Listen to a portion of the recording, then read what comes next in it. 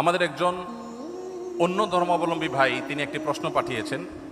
তার প্রশ্নটাই আমার হাতে সবার আগে আছে, উপরে আছে। আমি সেই প্রশ্নটির উত্তর দিয়ে শুরু করছি। তিনি লিখেছেন, আমি জন্মসূত্রে একজন হিন্দু।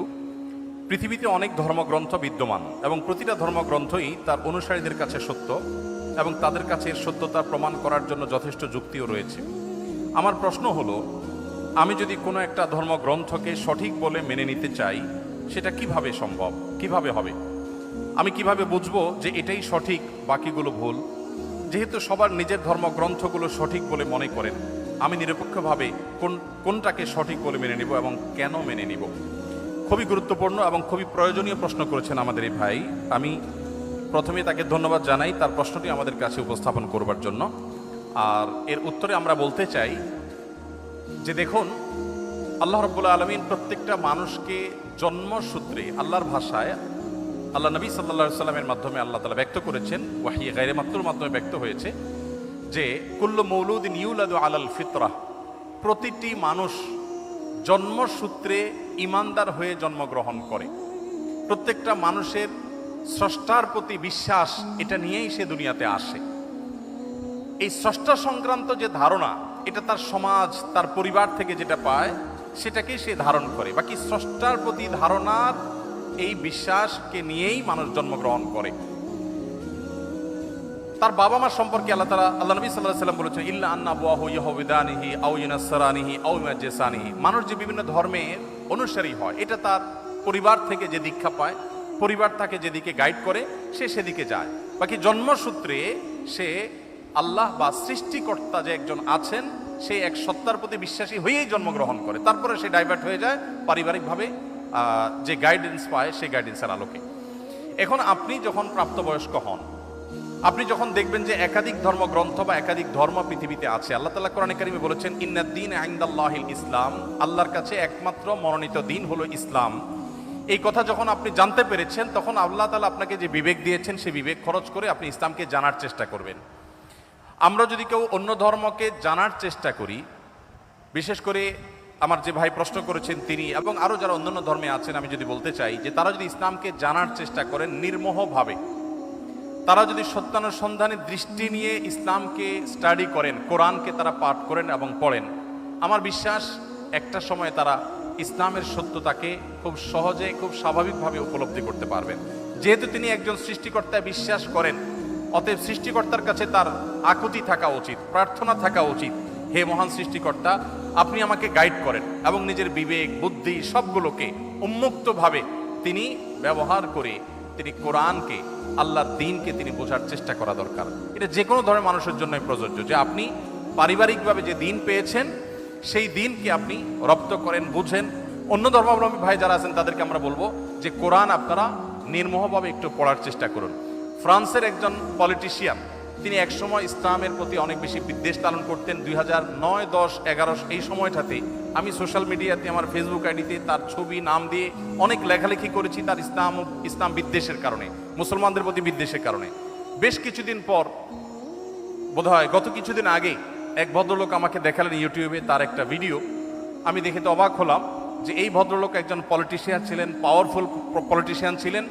তিনি কোরআন এবং নবী করিম সাল্লাল্লাহু আলাইহি সাল্লামের সিরাত, এটাকে অধ্যয়ন করে উনি অধ্যয়ন করেছেন হলো মুসলমানদের দোষ ধরার জন্য, কিন্তু অধ্যয়ন করে তিনি একটা পর্যায়ে ইসলাম গ্রহণ করেছেন। অতএব আমি আমার এই প্রশ্নকর্তা বন্ধুকে বলবো, আপনি দুটি জিনিস, একটি হলো আপনি মুক্ত মন নিয়ে কোরআনে কারিমটা একটু পড়ুন এবং প্রিয় নবী সাল্লাল্লাহু আলাইহি ওয়াসাল্লাম পুরো জীবনীটা একবার পড়ুন। আপনি এটা পড়ার পর, মুক্ত মনে পড়ার পর, আপনার বিবেক আপনাকে গাইড করবে যে মুহাম্মদ সাল্লাল্লাহু আলাইহি ওয়াসাল্লামের যে দ্বীন আল্লাহর পক্ষ থেকে তিনি আমাদের সামনে উপস্থাপন করেছেন, এটা আল্লাহর পক্ষ থেকে আনিত ধর্ম এবং একমাত্র সত্য ধর্ম। এবং ইন্নাদ-দীন ইনদাল্লাহিল ইসলাম, এই আয়াতের মর্ম আপনি উপলব্ধি করতে পারবেন যদি কোরআনটা আপনি নির্মোহভাবে পড়েন এবং নবী সাল্লাল্লাহু আলাইহি ওয়াসাল্লামের সিরাতটা আপনি পাঠ করেন। আল্লাহ তাআলা আমাদের সবাইকে হেদায়েতের পথে পরিচালিত হওয়ার তৌফিক দান করুন। ইসলামে নারীদের সাক্ষী পুরুষদের সাক্ষীর চেয়ে দুর্বল কেন? অর্থাৎ দুইজন মহিলার সাক্ষী একজন পুরুষের সাক্ষী সমপর্যায়ের, বিষয়টি বুঝিয়ে বললে ভালো হতো। দেখুন, ইসলামে স্বাক্ষর দেওয়ার ক্ষেত্রে একজন পুরুষের সাক্ষ্য দুইজন নারীর স্বাক্ষর সমান। এখন বাহ্যিকভাবে মনে হতে পারে যে এখানে নারীকে একটু কম দেওয়া হলো কিনা, তো এটার মূল উত্তরে প্রবেশের আগে আমি যেটা বলতে চাই তা হলো, আল্লাহ রাব্বুল আলামিন আমাদেরকে যে বিধিবিধান দিয়েছেন তার সবগুলো যথোপযুক্ত। আল্লাহর বিধানের কোনোটার উপযুক্ততা, যথার্থতা যদি আমার বুঝে না আসে, তাহলে বুঝতে হবে এটা আমার সীমাবদ্ধতা। এটা আমার সীমাবদ্ধতা।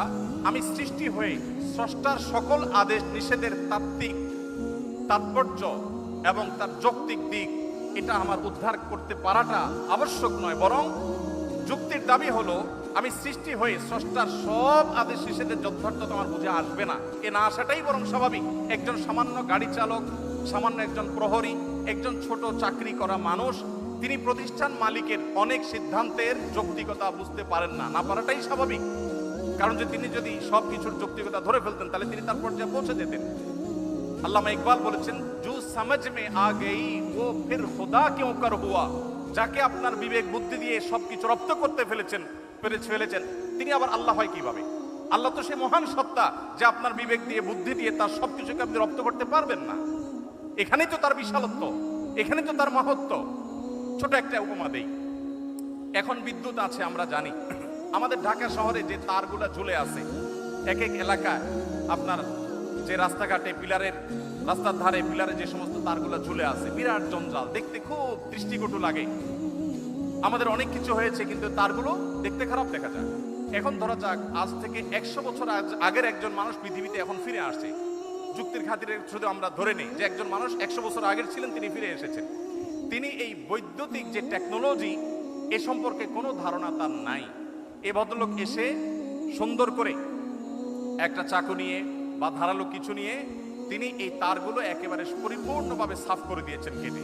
কারণ এগুলো দেখতে খারাপ দেখা যাচ্ছিল, শহরের সৌন্দর্য নষ্ট করছিল, তিনি পরিষ্কার করে দিয়েছেন। তার এই পরিষ্কার করার কারণে তাকে গ্রেপ্তার করে থানা জেলে নেওয়া হলো। এরপরে তার নামে মামলা হলো, তার নামে মৃত্যুদণ্ডের রায় আসলো এবং তাকে মৃত্যুদণ্ড দিতে নেওয়া হলো। এই লোক যদি বলে যে আমাকে মৃত্যুদণ্ড দেওয়ার কি যৌক্তিকতা থাকতে পারে বলো? আমি সামান্য একটু তার কাটছি, ভালোর জন্য কাটছি, যদি খারাপও করে থাকি তো একটা জঞ্জালিত, আমাকে মৃত্যুদণ্ড কেন দিতে হবে? যদি বলা হয় যে তোমার এই তার কাটার কারণে বহু হসপিটালে লাইফ সাপোর্টে থাকা রোগী মারা গেছে, তোমার এই তার কাটার কারণে বহু ক্ষয়ক্ষতি হয়েছে, এই জন্য তোমাকে শাস্তি পেতে হবে, এই যুক্তি দিয়ে তাকে বোঝানো যাবে বলেন? 100 বছর আগের মানুষ পৃথিবীতে আজকে আসছে, সে বিদ্যুৎ সম্পর্কে কোনো ধারণা নেই, দেখেও নেই কিছু। এই লোককে যতই যুক্তি দিয়ে বোঝানো হোক যে তোমার সামান্য এই তার কাটার কারণে অনেক ক্ষতি হয়ে গেছে, এটা কি সে বুঝবে? বুঝবে না। আমরা যে এক জায়গায় সুইচ দিলে আরেক জায়গায় ফ্যান ঘোরা শুরু হয়, এখন তো আপনার কমান্ডে অর্ডার করা যায়।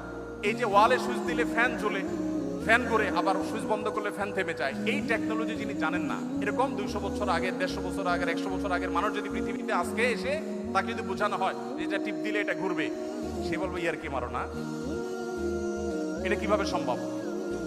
তো মানুষের টেকনোলজি সম্পর্কে ধারণা না থাকলে তার কাছে সেটা অযৌক্তিক মনে হয়, ইলজিক্যাল মনে হয়। তো যিনি টেকনোলজির সৃষ্টিকর্তা, আল্লাহর টেকনোলজি সম্পর্কে আপনার যদি আইডিয়া না থাকে, আপনি প্রশ্ন তুলবেন ভাই এটা কিভাবে সম্ভব? আমরা একবার সুবহানাল্লাহ বললে এতগুলো গাছ হয়ে যায়, জান্নাতে এটা হয়ে যায়। এগুলো শুনে আমাদের মনে প্রশ্ন জাগতে পারে কিভাবে সম্ভব? মুখ দিয়ে সুবহানাল্লাহ বলবো আর ওখানে গাছ হয়ে যাবে, কেমনে সম্ভব? এখন আপনারা ভয়েস কমান্ড সম্পর্কে জানেন। ভয়েস কমান্ড এমন ভাবে সেট করা সম্ভব যে এখান থেকে আপনি ভয়েস কমান্ড দিবেন, আরেক জায়গায় কাজ শুরু হয়ে যাবে। সম্ভব না? সম্ভব না। তো মানুষের টেকনোলজি যদি এই হয়, তাহলে আল্লাহর টেকনোলজি কি না হতে পারে? তো এই জন্য ভাইকে আমি প্রশ্ন উত্তর প্রথমে বলতে চাই, আমি হয়তো একটা যুক্তি আপনাকে দিতে পারবো। সবচেয়ে বড় যুক্তি হলো আল্লাহ রাব্বুল আলামিন নির্দেশ করেছেন মেয়েদের 2 জনের সাক্ষ্য পুরুষদের 1 জনের সাক্ষ্যের সমান। এর পেছনে যুক্তিকতা কি, তাৎপর্য কি, যথার্থতা কি, আমার বুঝে আসুক আর না আসুক, এটাই সত্য, এটাই বাস্তবতা, এর নামই ঈমান। আর যদি বলেন যে আমার বুঝে আসলে আমি মানবো, না বুঝে আসলে মানবো না, তাহলে তো আল্লাহর প্রতি ঈমান আনলেন না, আপনার বুঝের প্রতি ঈমান আনলেন।